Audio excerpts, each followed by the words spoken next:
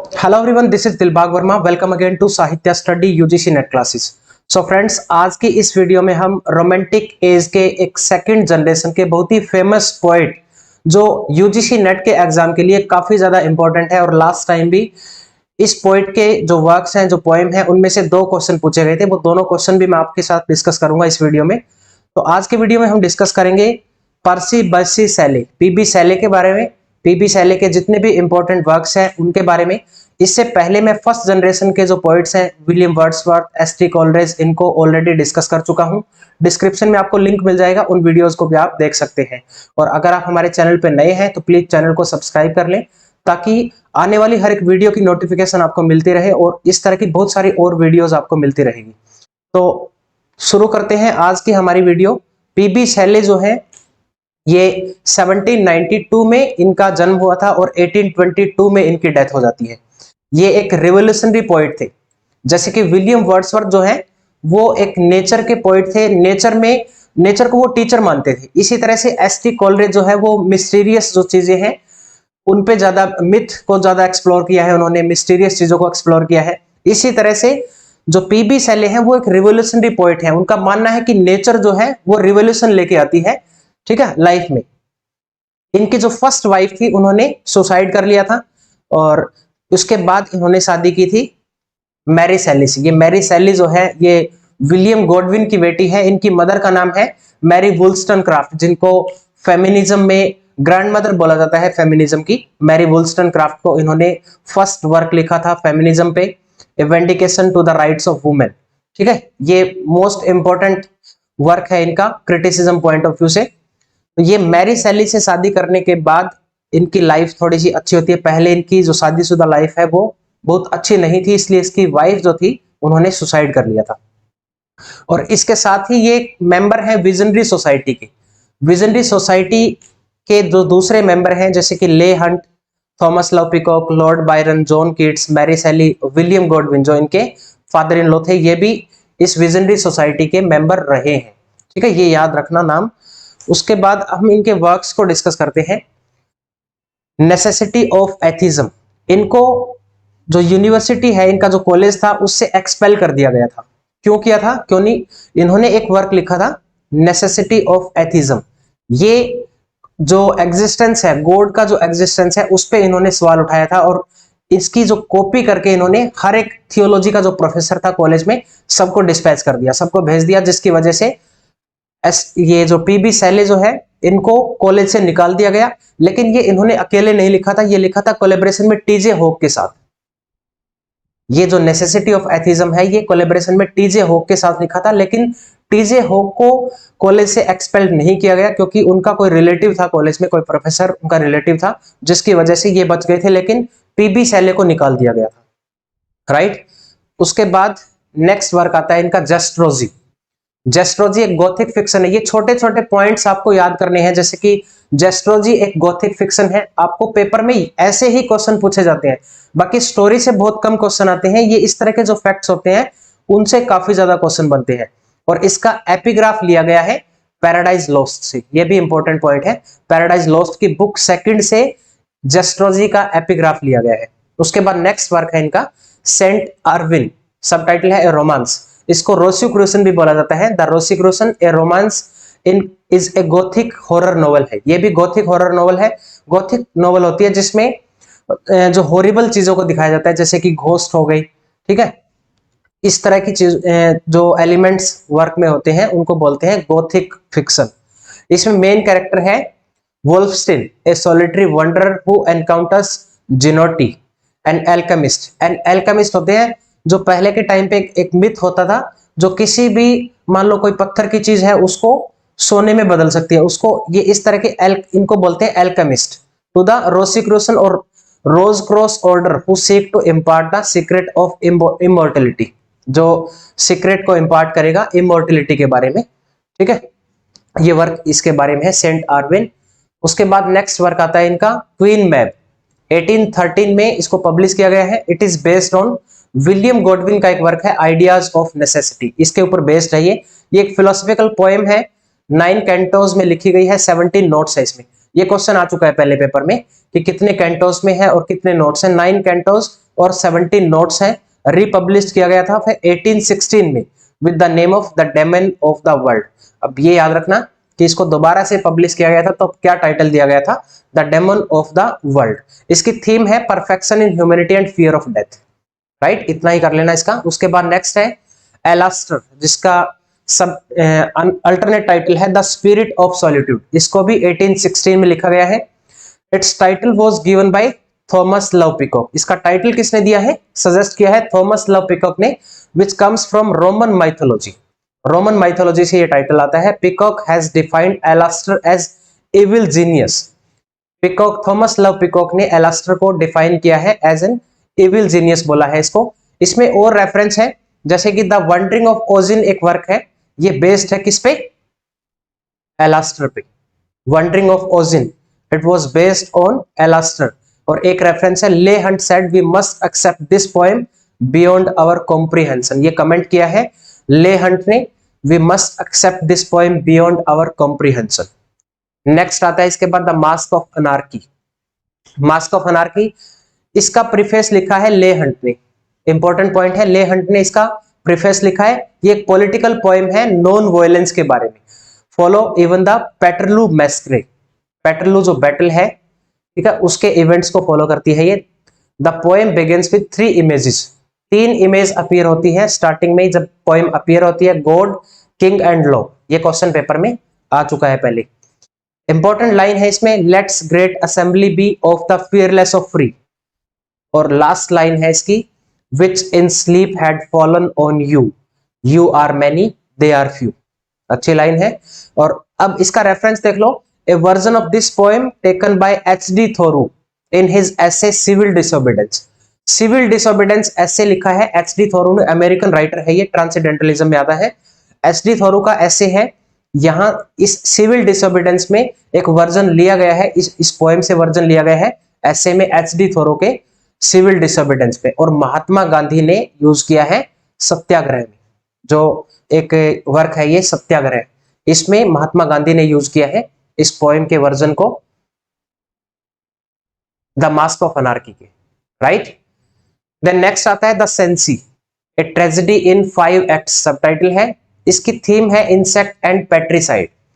Sally was first down to dramatize the tale after viewing a sport portrait of Beatrice Cenci।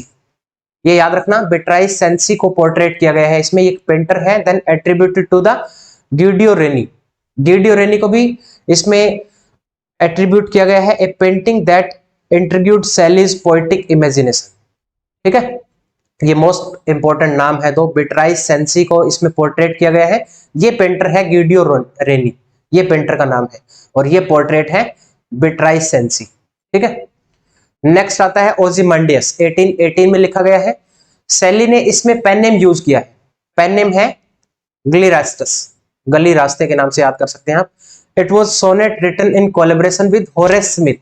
Horace Smith के साथ इसको collaboration में लिखा गया है।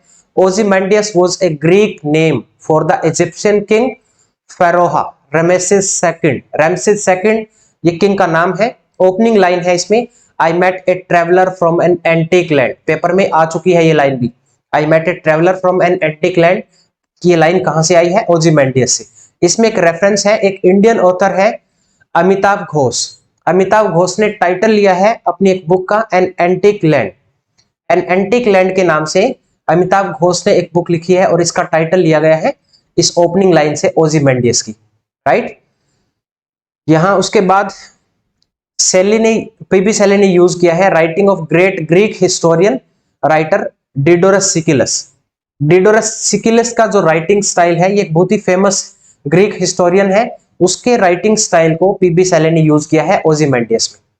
ठीक है, नेक्स्ट चलते हैं फिर। अगला वर्क है जूलियन एंड मेडलो, ए कॉन्वर्सेशन इसका सबटाइटल है। और ये जूलियन इसमें कौन है और मेडलो कौन है, ये इंपॉर्टेंट है। जूलियन है इसमें पीबी शैली खुद, और मेडलो है बायरन। इसमें मेडलो एक लाइन बोलता है, most rest man are cradled into poetry by Rome, they learn in suffering what they teach in song. ये इंपॉर्टेंट लाइन है। उसके बाद आता है प्रोमेथियस अनबाउंड 1820। यहां से क्वेश्चन आया था 2023 के पेपर में। जो इनके कैरेक्टर्स हैं उसके कैरेक्टर के बारे में क्वेश्चन पूछा गया था। ये एक लिरिकल ड्रामा है इन 4 एक्ट में, inspired by the classical Prometheia a trilogy. Aeschylus की एक ट्रायोलॉजी है, प्रोमेथियस अनबाउंड वहां से आया है। ये 4 एक्ट का एक लिरिकल ड्रामा है। ये इसमें फाइट होती है बिटवीन जुपिटर एंड प्रोमेथिया के बीच में। डेमोगोर्जन एक और कैरेक्टर है, डेमोगोर्जन पे ही पूछा गया था वो। Demogorgon said Jupiter is the god of all creation. Jupiter बोलता है कि ये डेमोगोर्जन बोलता है कि जुपिटर जो है वो गॉड है, जो भी क्रिएशन है इस धरती पे वो किसने बनाई है? जुपिटर ने। ठीक है, डेमोगोर्जन पे जो अभी मैंने डिस्कस किया था, क्वेश्चन पूछा गया था अभी 2023 के एग्जाम में। अब इसका रिप्लाई करता है Panthea. Panthea replies famine, disease, strife and death, all of these are caused by Jupiter. अब एक तो बोल रहे हैं जितनी क्रिएशन है वो जुपिटर की वजह से है, दूसरा रिप्लाई करता है कैरेक्टर कि जो भी दुख, पीड़ाएं, बीमारी वगैरह जो भी है इस धरती पे वो सारी किसकी वजह से है? जुपिटर की वजह से। Demogorgon has been called the monarch of shadow of time. This is most important point. और उसके बाद प्रोमेथियस को कंपेयर किया गया है सैटर्न के साथ। जो सैटर्न है इविल एंजल है, जो बैड एंजल है, उसके साथ कंपेयर किया गया है। यहाँ पे मड बॉडकिन ने बोला है they both are negative character. दोनों के बारे में नेगेटिव कैरेक्टर बोला है। प्रोमेथिया भी नेगेटिव कैरेक्टर है और ये सैटर्न भी नेगेटिव कैरेक्टर है। दोनों ही नेगेटिव है इसमें। सॉरी, इसमें सैटर्न नहीं, डेमोगोर्जन और प्रोमेथियस, इन दोनों के बारे में बोला गया है कि ये नेगेटिव कैरेक्टर हैं दोनों ही। उसके बाद आती है नेक्स्ट पोएम एडोनियस। एडोनियस 1821 में लिखी गई। इसकी डेट मोस्ट इंपॉर्टेंट है, याद करनी है। ये एक एलिजी है, एलिजी लिखी है पीबी शेले ने on the death of John Keats. John Keats के ऊपर एलिजी लिखी गई है, स्पेंसरियन स्टैंजा में लिखी गई है। आई थिंक 55 स्पेंसरियन स्टैंजा है इसमें, जिसकी राइम स्कीम है ए बी बी सी सी। ये स्पेंसरियन स्टैंजा की राइम स्कीम है, स्पेंसर का स्टैंजा है ये। ठीक है, इसमें पीबी शेले ने ब्लेम किया है किसको? क्वार्टरली रिव्यू को, कि क्वार्टरली रिव्यू की वजह से जॉन कीट्स की इमेच्योर डेथ हुई है। क्योंकि पीबी शेले का जो जॉन कीट्स का जो सबसे फेमस वर्क है एंडेमियन, उसको भी क्रिटिसाइज किया है इन लोगों ने, उसमें भी कुछ कमियां निकाली है। हालांकि जॉन कीट्स ने बोला था कि एंडेमियन जो है वो मेरा सबसे फेमस, सबसे बेस्ट वर्क है आज तक का लिखा हुआ, लेकिन क्वार्टरली रिव्यू ने इसको क्रिटिसाइज किया। इसमें 2 रिव्यूअर्स थे, ही used phrase for the reviewers. जो क्वार्टरली रिव्यू के रिव्यूअर हैं वो 2 नाम दिए गए हैं, उनको अलग अलग फ्रेज से रिप्रेजेंट किया है पीबी शेले ने। यहाँ पे नेमलेस वर्म बोला है जॉन विल्सन क्रूकर को, और नोटलेस ब्लॉट बोला है विलियम जेफर्ड को। ये मोस्ट इंपॉर्टेंट पॉइंट है इस एलिजी में। ठीक है, 2 नाम आपको याद रखने हैं। एक और है आगे, ही प्रेज जोसेफ सेवरिन। किसको प्रेज किया है? जोसेफ सेवरिन को प्रेज किया है, who took care John Keats. जब जॉन कीट्स डेथ बेड पे था तब जिस उसकी देखभाल की थी जोसेफ सेवरिन ने, इसने काफी ज्यादा केयर की थी जॉन कीट्स की, तो इसको एडोनियस में प्रेज किया गया है। ठीक है, एडोनियस किसकी डेथ पे एलिजी लिखी गई है? जॉन कीट्स की डेथ पे। उसके बाद नेक्स्ट है टू स्काईलार्क। टू स्काईलार्क की ओपनिंग लाइन है hail to the blithe spirit. यहां से भी टाइटल लिया है किसने?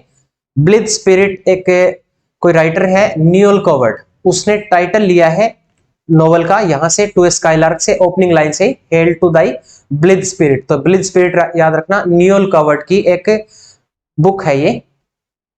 और इसमें लाइन है our sweetest song are those that tell the saddest thought. बहुत ही अच्छी लाइन है, our sweetest song are those tell the saddest thought. अब यहां देखो रेफरेंस लिखा हुआ है मैंने, blithe spirit is a novel by Noel Coward, title taken from this poem. यहां से टू स्काईलार्क से इसका टाइटल लिया है न्यूअल कॉवर्ड ने। नेक्स्ट वर्क है the revolt of Islam. The revolt of Islam 12 Cantos में लिखा गया है। इंपॉर्टेंट है ये पॉइंट, 12 कैंटोस में, कैंटोस भी पूछते हैं पेपर में। It was published under the title Laon and Cynthia और the revolution of the golden city. Subtitle है इसका a vision of the 19th century. इसका प्लॉट 2 कैरेक्टर के बारे में है, लाउन एंड सिंथिया के बारे में, who initiate a bloodless revolution against the Sultan of Ottoman Empire. This work is symbolic parable on liberation and revolutionary idealism following the disillusionment of the French Revolution. ज्यादा detail में पढ़ने की जरूरत नहीं है, ये फैक्ट्स याद रख लेना बस। उसके बाद नेक्स्ट आता है हेलास। ये मास्टरपीस वर्क माना जाता है पीबी शैले का। ये एक वर्स ड्रामा है, इंपॉर्टेंट पॉइंट है ये, वर्स ड्रामा बाय। अब देखो कौन सा वर्स ड्रामा है, कौन सा गोथिक जोनरा है इनका, ठीक है, कौन सी फिलोसॉफिकल पोएम है, ये सारे क्वेश्चन ऐसे बन चुके हैं किसी न किसी एग्जाम में। कोई गेट के एग्जाम में आ चुका है, कोई नेट के एग्जाम में, उसके बाद कोई स्क्रीनिंग का एग्जाम हुआ है, पीजीटी का एग्जाम हुआ है, तो ये सब में क्वेश्चन आ चुके हैं ऑलरेडी। तो आपको अच्छे से याद रखनी है, क्वेश्चन ये रिपीट होते हैं। Sally wrote it while living in Pisa with a view to raising money from the Greek War of Independence. It was to be Sally's last published poem. ये most important point है।